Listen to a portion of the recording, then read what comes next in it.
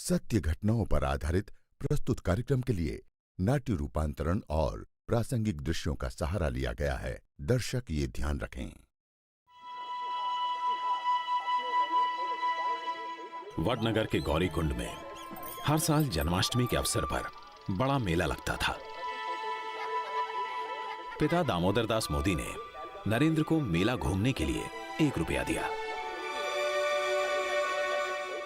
उस वक्त देश के कई हिस्सों में भीषण बाढ़ आई थी।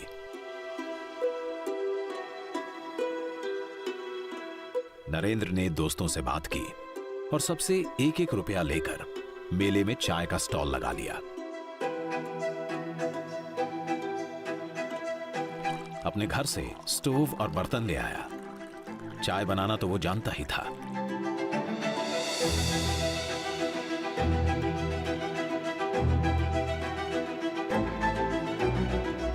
इससे जमा हुए पैसे उसने बाढ़ पीड़ितों की सहायता के लिए दे दिए।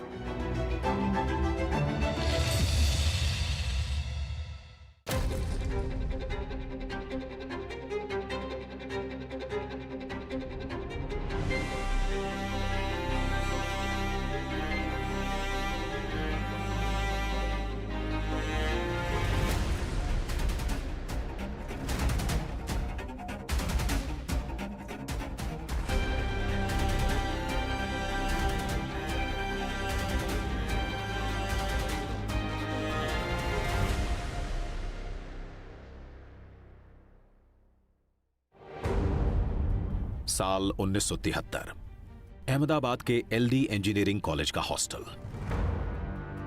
मेस बिल में भारी बढ़ोतरी कर दी गई। छात्रों ने इसके विरोध में हड़ताल कर दी।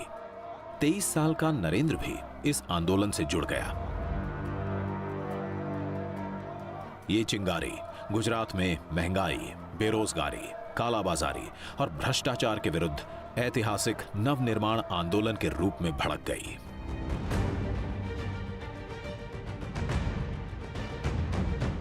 खास तौर पर युवाओं ने यूनिवर्सिटी में यह आंदोलन का केंद्र बना दिया। उस वक्त स्लोगन था, अगर सच के नाम बगावत है तो समझो हम सब बागी है। जयप्रकाश नारायण जिंदाबाद, संपूर्ण क्रांति जिंदाबाद। नवनिर्माण आंदोलन ने गुजरात में चिमनभाई पटेल की कांग्रेसी सरकार को उखाड़ फेंका। इंदिरा सरकार तक हिल गई।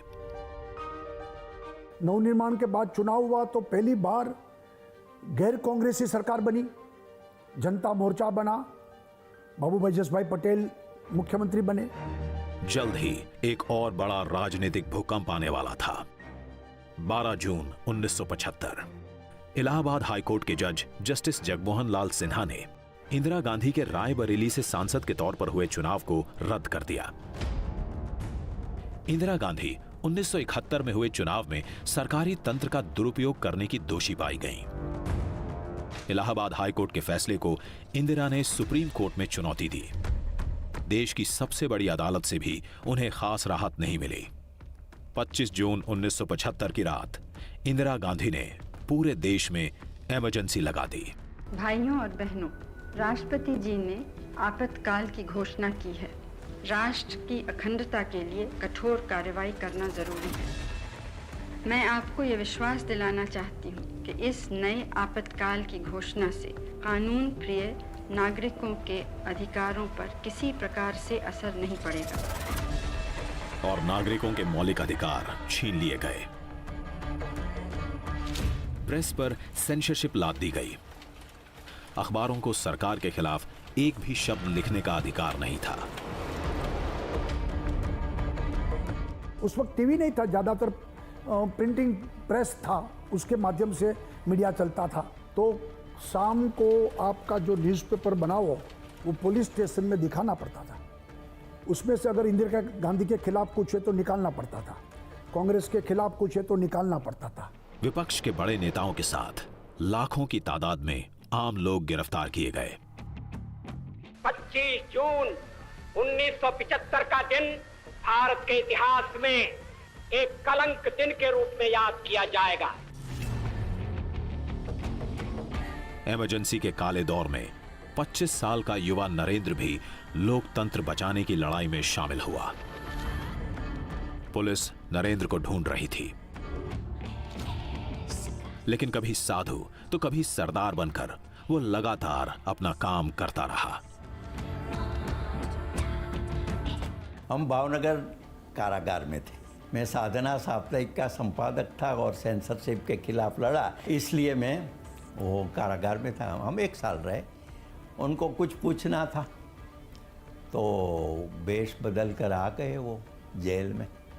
मुझे मिले और भी लोगों को मिले, तो ये उनका साहस का स्वभाव था। नरेंद्र गुजरात ही नहीं, गुजरात के बाहर से आए तमाम नेताओं की भी हर संभव मदद करता रहा।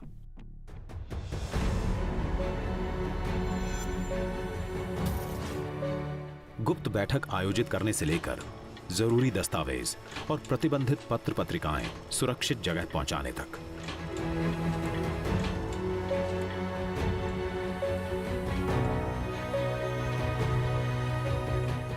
जो काम है समाज में जागृति लाने का, यानी कि अलग अलग पत्रिकाएं जो होती थी, जो न्यूज़पेपर में नहीं आते थे सेंसरशिप के नाते, तो वो फैलाना, कई ऑर्गेनाइजेशन की जो गतिविधि चल रही है वो समाज में लाना और विदेश में पहुंचाना, ये सब कार्य करने वाले अंडरग्राउंड वर्कों में नरेंद्र भाई मुख्य थे।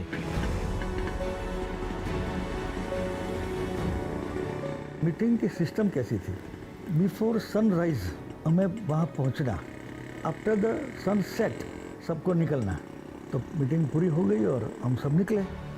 माने नरेंद्र भाई हमसे आगे थे, मैं बाकी के लोगों के साथ एक पुरानी गाड़ी में था और आगे पुलिस खड़ी थी। मैं तो घबरा गया।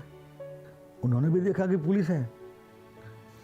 वो तो बड़े चालाक होशियार। उन्होंने राइट सिग्नल दिखाया और फिर लेफ्ट बताया। तो मैं घबरा गया कि ये कैसा है, मगर फिर कि मैं राइट को जाता हूँ, आपको लेफ्ट में जाना है। आपातकाल में पिता दामोदर दास मोदी नरेंद्र को लेकर बहुत चिंतित थे। पता नहीं बेटा कहाँ है, किस हाल में है। वे किसी भी तरह नरेंद्र से मिलना चाहते थे। छोटे भाई पंकज ने नरेंद्र से संपर्क किया। नरेंद्र भेष बदलकर छिपते छिपाते अपने मामा के घर अहमदाबाद के दाणी लीमड़ा इलाके पहुंचा, जहां उसने पिता और भाई को बुला लिया था। पिता नरेंद्र की वेशभूषा देखकर दंग रह गए। आपातकाल के खिलाफ लड़ाई में नरेंद्र की भूमिका को जाना तो गर्व की अनुभूति हुई।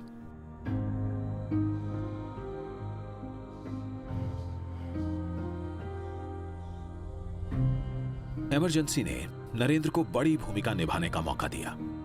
संघ के साथ ही गांधीवादी, साम्यवादी सभी विचारधाराओं को जानने समझने का अवसर मिला। संघ से जुड़े लोगों को गुप्त ढंग से जोड़ने का काम तो चलता ही रहा। अटल जी भी जेल में थे, अडवाणी जी भी जेल में थे और संघ के जितने लोग थे सब जेल में थे, बाला साहब जी भी। मगर ये लोगों के बीच में जो है पत्र व्यवहार के थ्रू पूरा जो जनता पार्टी का फॉर्मेशन के बारे में चर्चा होता था। 21 मार्च 1977 इमरजेंसी हटी, चुनाव हुए और केंद्र में मोरारजी देसाई की अगुवाई में पहली गैर कांग्रेसी सरकार बनी। उनके मंत्रिमंडल में वाजपेयी, आडवाणी जैसे जनसंघ के बड़े नेता भी शामिल हुए। Our decision is that you choose Morarji Desai.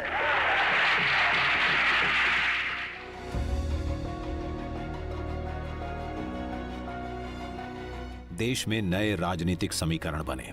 Narendra को भी नई जिम्मेदारी मिली। उसे गुजरात से संबंधित आपातकाल का इतिहास लिखने को कहा गया।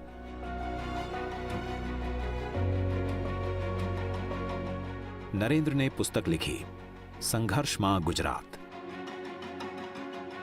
इमरजेंसी में पूरा कार्य संघर्ष में कैसे चला, इसमें वेश बदल करना, अंडरग्राउंड लोगों को संपर्क रखना, कब कौन कहाँ सत्याग्रह करेगा और जेल में जाएगा, ऐसे अंडरग्राउंड नेताओं की जो बैठक होती थी उनकी भी व्यवस्था करना, ऐसे सब व्यवस्थाओं में नरेंद्र भाई का रोल एक बड़ा था, जो हम संघर्ष में गुजरात को पुस्तक में काफ़ी कुछ पढ़ सकते हैं। 27 साल के नरेंद्र की पुस्तक का लोकार्पण मुख्यमंत्री बाबूभाई जसभाई पटेल ने किया। यह पुस्तक भारतीय लोकतंत्र के सबसे अंधेरे काल का चमकदार दस्तावेज बन गई। पुस्तक इतनी लोकप्रिय हुई कि इसका हिंदी अनुवाद आपातकाल में गुजरात नाम से प्रकाशित हुआ। भूमिकाएं, स्थान बदलते रहे, अविरल। इमरजेंसी के बाद नरेंद्र का दिल्ली आना जाना लगा रहा। संरक्षक की भूमिका निभाते आ रहे वकील साहब नरेंद्र को तराशते रहे। वकील साहब की सलाह मानते हुए मोदी ने दिल्ली यूनिवर्सिटी से 1978 में बीए किया। मोदी जी वकील साहब के मानस पुत्र थे। वकील साहब के स्मरण में ही पूरा संस्कार धाम खड़ा है, जिसे लक्ष्मण ज्ञानपीठ के नाम से हम जानते हैं। 11 अगस्त 1989 दोपहर 3:15 बजे गुजरात के मोरबी में मच्छू नदी पर बना बांध तेज बारिश से टूट गया। कुछ ही देर में बाढ़ के प्रकोप से 15,000 से अधिक लोगों की जान चली गई। शहर शमशान बन गया। लाशों के कारण महामारी फैलने का खतरा बढ़ गया। इस त्रासदी की जानकारी पाते ही मोदी फटाफट मोरबी पहुंचे। संघ के स्वयं सेवकों के साथ मिलकर बाढ़ पीड़ितों की सहायता की। घर घर में जाके उसका कीचड़ कादव निकालना, इतना ही जो मृतदेह उनका अंतिम संस्कार करना। नरेंद्र भाई भी उसमें हमारे वकील साहब की सूचना से तुरंत पहले ही वीक में आ गए। मोरबी के बाढ़ पीड़ितों के लिए राजकोट में राहत शिविर लगाए गए और इन शिविरों में सबका ध्यान रखा गया। यहां मुस्लिम परिवार बड़ी तादाद में थे, जिनके लिए रमजान के महीने में सहरी तक की व्यवस्था की गई। ये सब काम बड़ा कठिन था और उसको फिर से खड़ा करना, ये पूरा मेरे ख्याल से 2-3 महीने तक ये काम चला था और नरेंद्र भाई उसमें निरंतर वहां पर बने रहे थे। मोरबी की घटना के 2 हफ्ते पहले ही मोरारजी देसाई की जगह चौधरी चरण सिंह ने पीएम की कुर्सी संभाली, लेकिन उनकी सरकार भी 6 महीने के अंदर गिर गई। जनता मोर्चा का प्रयोग 3 साल में धराशायी हुआ और जनवरी 1980 में हुए चुनावों में इंदिरा गांधी ने सत्ता में वापसी की। 6 अप्रैल 1980 जनसंघ से जुड़े नेताओं ने भारतीय जनता पार्टी का गठन किया। अटल जी ने घोषणा की, भारतीय जनता पार्टी बनी। पहला अधिवेशन मुंबई में हुआ। अटल जी का वो बहुत बड़ा वाक्य है, अंधेरा छटेगा कमल खिलेगा, और कमल की घोषणा हुई उस वक्त। 1981 में तमिलनाडु के मीनाक्षीपुरम में बड़ी संख्या में दलित परिवारों को इस्लाम में धर्मांतरित किया गया। इस घटना से देश भर में हाहाकार मचा। हिंदू समाज की एकता को सुदृढ़ करने के लिए संघ परिवार तेजी से हरकत में आया। देश भर में एकात्मता यात्रा का सिलसिला शुरू हुआ। देश के करीब 6 करोड़ लोगों से इस दौरान संपर्क किया गया।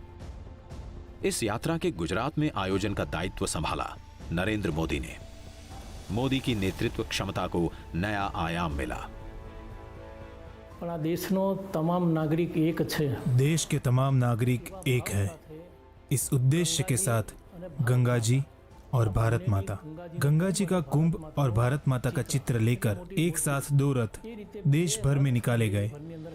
मैं मानता हूं कि ये रथ यात्रा किस तरह से निकाली जाए, इसका विचार भी नरेंद्र भाई का ही था। 31 अक्टूबर 1984 को इंदिरा गांधी की हत्या से उपजी सहानुभूति लहर के कारण कांग्रेस को बम्पर जीत हासिल हुई। बीजेपी को सिर्फ 2 सीटें मिली। अगले ही साल गुजरात में विधानसभा के चुनाव हुए। कांग्रेस ने 182 में से 149 सीटें हासिल की। बीजेपी को महज 11 सीटें मिली। बीजेपी को मजबूत करने के लिए संघ से अच्छे प्रचारकों को पार्टी में भेजने का सिलसिला शुरू हुआ।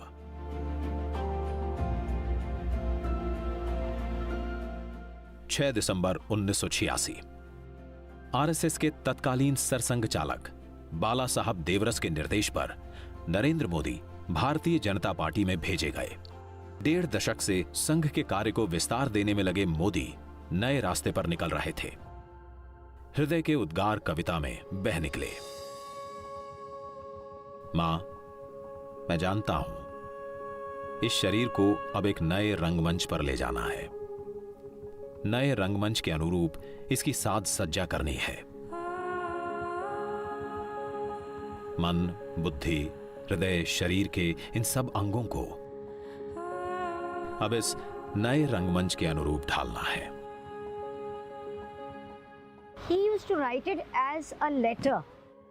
अपने दिल में क्या उनकी उत्तेजनाएं हैं वो जगत जननी से बताते थे।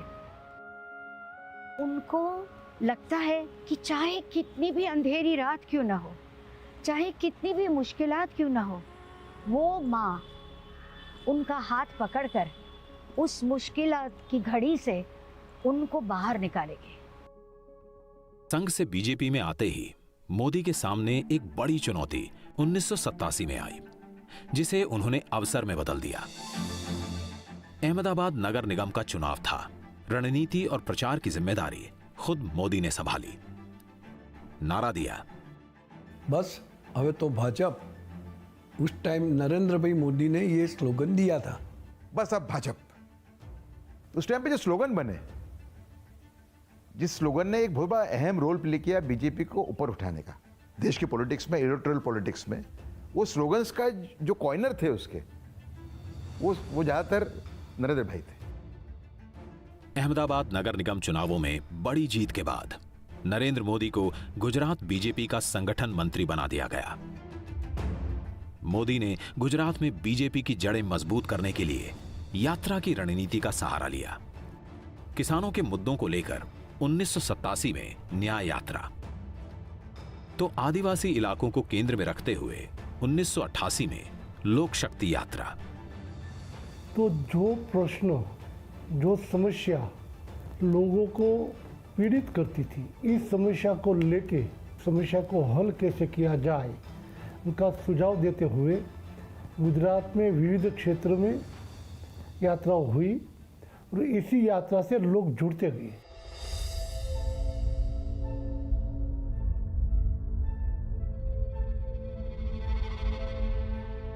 उन्नीस में ही मोदी एक और यात्रा पर निकले। भोले भंडारी के दर्शन के लिए कैलाश मानसरोवर यात्रा पर। विदेश विभाग की तरफ से पहली बार कैलाश मानसरोवर यात्रा के लिए यात्रियों का जत्था भेजा जा रहा था। मोदी भी ऐसे ही एक जत्थे में शरीक हुए। यात्रा से वापस लौटे तो सूचना मिली कि पिता दामोदर दास मोदी की तबीयत काफी खराब है। नरेंद्र तुरंत वडनगर पहुंचे। प्राण निकलने से पहले पिता मानो अपने कुमार का ही इंतजार कर रहे थे। बेटे से मुलाकात हुई और दामोदर दास मोदी ने सदा के लिए आंखें मूंद लीं। अगले ही दिन नरेंद्र नए पथ पर निकल पड़े, अविरल।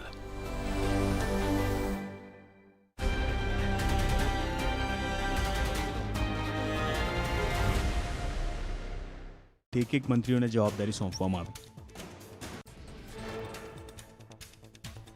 ગુજરાત વિધાનસભાનું 2 દિવસીય ચોમાસુ સત્ર 27 અને 28 સપ્ટેમ્બરે મળશે। નવા મંત્રીમંડળની વરણી પછી પહેલીવાર વિધાનસભાનું સત્ર યોજાશે।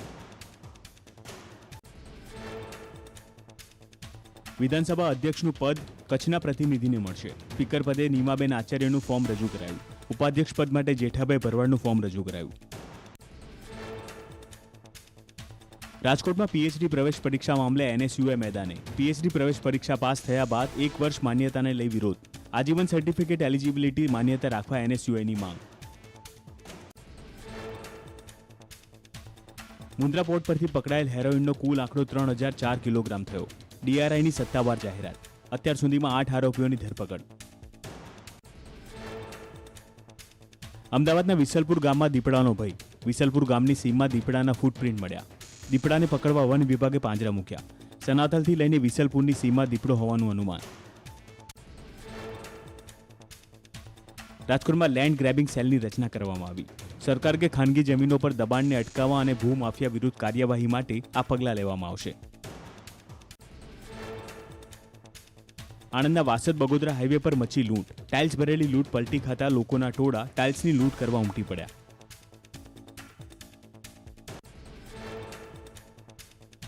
અમદાવાદ મહાનગરપાલિકાના કર્મચારી પર હુમલો। બાપુનગરમાં ફોગિંગ કરવા ગયેલા કર્મચારી પર અસામાજિક તત્વોનો હુમલો। એક કર્મચારીનું નાક ફ્રેક્ચર થયું। આરોપીઓને પકડવા માટે માંગ કરાઈ। વડોદરાની એસએસજી હોસ્પિટલમાં વર્ગ 3ના કર્મચારીઓએ હોબાળો મચાવ્યો. 2 મહિનાથી સાફ સફાઈ કર્મચારીઓને પગાર ન મળતા મચાવ્યો હોબાળો. કર્મચારીઓએ વહીવટ અધિકારીની ઓફિસમાં મચાવ્યો હોબાળો. સુરતમાં 2 વ્હીલર પર કાપડના પોટલા લઈ જવા માટે લોકો પરેશાન થયા. પોલીસની કાર્યવાહી સામે સાંસદ CR પાટીલને મળીને રજૂઆત કરવામાં આવી. બનાસકાંઠાના પાલનપુરમાં ડોક્ટર હાઉસમાં મેડિકલ વેસ્ટનો જાહેરમાં નિકાલ કરવા બદલ 15 તબીબોને નોટિસ ફટકારાઈ. સુરત ચોક બજારમાં ગાંધીબાગની પાછળ ભરાતા તિબેટિયન બજારને ખસેડવા મહાનગરપાલિકાની કવાયત. તિબેટિયન બજાર હવે અડાજણમાં ભરાશે.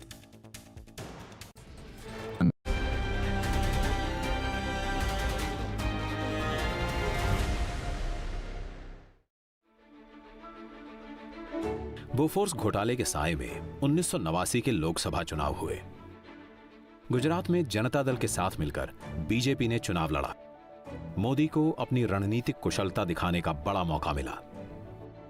गठबंधन के तहत गुजरात में जिन 12 सीटों पर बीजेपी चुनाव लड़ी, उन सभी सीटों पर बीजेपी की जीत हुई. मोदी का सिक्का और जमा. कि मोदी जी का काम करने का तरीका वो अपने आप में एक अनूठा है. काम कुछ भी हो, उसका पूरा आयोजन करना और आयोजन को एक बार चकास लेना, उसके बाद अमल में लाना. तो ये प्लानिंग करके किसी काम को अंजाम देने की जो उनकी पद्धति है, उसी में ही इनकी सफलता का राज है. 1989 के लोकसभा चुनावों ने बीजेपी को ताकत दी. पार्टी ने सोमनाथ से अयोध्या तक रथ यात्रा का फैसला किया.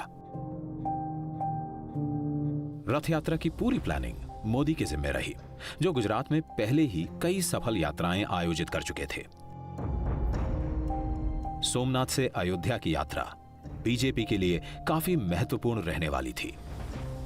आजादी के तुरंत बाद सरदार पटेल की प्रेरणा से सोमनाथ मंदिर का पुनर्निर्माण हुआ था. बीजेपी अपनी अगुवाई में भगवान श्री राम की जन्मभूमि अयोध्या में मंदिर निर्माण कराना चाह रही थी. रामलला के जन्म स्थान की उस जगह, जहां के प्राचीन मंदिर को बाबर के सेनापति मीर बाकी ने तोड़कर बाबरी मस्जिद बनवा दी थी. रथ यात्रा के जरिए बीजेपी राम मंदिर के लिए जन समर्थन जुटाने की तैयारी कर रही थी. पार्टी का अपना जनाधार बढ़ना स्वाभाविक था. आडवाणी की यात्रा अपनी मंजिल तक पहुंच नहीं पाई, लेकिन साल भर बाद मोदी खुद एक बड़ी यात्रा पर निकले. बीजेपी के तत्कालीन राष्ट्रीय अध्यक्ष मुरली मनोहर जोशी के साथ उन्होंने कन्याकुमारी से यात्रा की शुरुआत की. इसे नाम दिया एकता यात्रा का. हमारी मांगे हैं 3. धारा 370 हटाओ, आतंकवाद मिटाओ, भारत देश बचाओ. उस वक्त कश्मीर में पंडितों की हत्या, उनकी बहु बेटियों के साथ बलात्कार, पलायन जारी था. घाटी में पाकिस्तान प्रायोजित आतंकवाद के खिलाफ पूरे देश को जगाने के उद्देश्य से थी मोदी की ये यात्रा. जिद ये कि जान रहे या जाए, श्रीनगर के लाल चौक पर तिरंगा फहरा कर रहेंगे. लाल चौक में पोस्टर्स लगाएं, दीवारों पे लिखा है, जिसने अपनी मां का दूध पिया हो वो श्रीनगर के लाल चौक में आए, आकर के भारत का तिरंगा झंडा फहराएं, और अगर वो जिंदा वापस जाएगा तो आतंकवादी से इनाम देंगे. आतंकवादी कान खोल करके सुन ले. 26 जनवरी को परसों, अब चंद घंटे बाकी हैं, लाल चौक में फैसला हो जाएगा किसने अपनी मां का दूध पिया.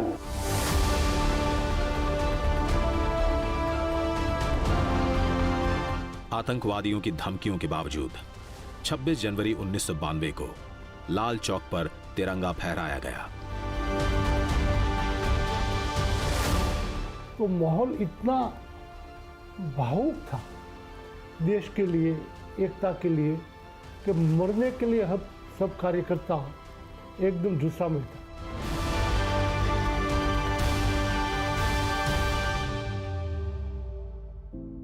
दिसंबर 1992 अयोध्या में बाबरी मस्जिद का विवादास्पद ढांचा गिरा दिया गया। गुजरात में जनता दल और बीजेपी का गठबंधन टूटा। 1995 के गुजरात विधानसभा चुनावों में बीजेपी अकेले लड़ी। जबरदस्त जीत हासिल हुई। गुजरात में पहली दफा बीजेपी की अपनी बहुमत की सरकार बनी। जीत के पीछे थी नरेंद्र मोदी की रणनीति। BJP came to power with almost 2/3 majority in 1995। सबने सोचा कि शंकर सिंह वाघेला चीफ मिनिस्टर बनेंगे, उनकी भी आकांक्षाएं थी। लेकिन नरेंद्र भाई ऐसा मानते थे कि केशुभाई का सीएम बनना वो पार्टी के लिए ज़्यादा हितकारी रहेगा, और उन्होंने पार्टी में ऐसा एक माहौल बनाया जिसकी वजह से केशुभाई चीफ मिनिस्टर बने। जीत की खुशी ढंग से मना पाते उससे पहले ही पार्टी के अंदर बड़ा बवंडर उठ खड़ा हुआ। शंकर सिंह वाघेला ने विद्रोह कर दिया। केशुभाई की सरकार में अपने समर्थकों की अनदेखी का आरोप लगाया। ठीकरा फोड़ा नरेंद्र मोदी के सर पर। तो बीजेपी के जो एमएलए थे उनमें उन्होंने एक तरीके से एक फूट डालने का प्रयत्न किया। शंकर सिंह वाघेला बड़ा तबका लेके वो चले गए यहां से खजुराहो। और उनके समाधान की बात जब अटल जी और शीर्ष नेतृत्व ने की, तब शंकर सिंह ने शर्त रखी थी कि मोदी जी को गुजरात के बाहर भेजा जाए, तभी हम वापिस आके केशुभाई की सरकार को चलाएंगे। तो अटल जी ने ये फॉर्मूला स्वीकार किया, और मोदी जी तो वैसे भारतीय जनता पार्टी के समर्पित कार्यकर्ता थे ही। पार्टी जो फैसला करे उनको स्वीकार करते थे। तो इसी फैसले में उनको गुजरात छोड़ने का तय हुआ। नरेंद्र मोदी इस पूरे घटनाक्रम से आहत हुए, लेकिन पार्टी के हित में गुजरात छोड़ना स्वीकार किया। 28 सितंबर 1995 को गुजरात के संगठन महामंत्री का पद त्याग दिया। क्या हार में, क्या जीत में, किंचित नहीं भयभीत में, कर्तव्य पथ पर जो मिले यह भी सही वह भी सही।